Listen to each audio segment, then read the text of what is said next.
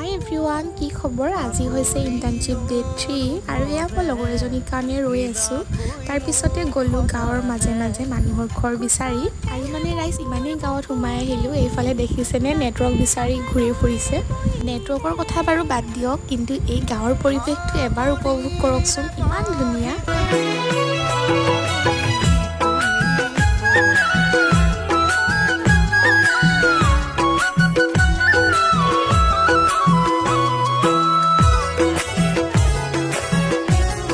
এতিয়া গৈ আছোঁ এটা বেলেগ লোকেশ্যনত আৰু গৈয়ে নিজৰ কামত লাগি গ'লোঁ। তাৰপিছতে ঘৰত আহি এইফালে পুৰি খালোঁহি। এইফালে আকৌ চাদৰ মেখেলা পিন্ধি ওলালোঁ, যিহেতু ঘিলামৰা চেকচেকী চাপৰিত এই বছৰ 1000জনী নাচনী নৃত্য প্ৰদৰ্শন কৰা হৈছিল আৰু তাৰে আজি চাৰ্টিফিকেটসমূহ দিছিলে। যদি মোৰ চেনেলটো কোনোবাই নতুনকৈ চাইছে তেতিয়াহ'লে ছাবস্ক্ৰাইবটো কৰি ৰাখিব। আৰু আজি মোৰ দিনটো এনেদৰে পাৰ কৰিলোঁ। নেক্সট এটা ভিডিঅ'ত আকৌ লগ পাম। বাই।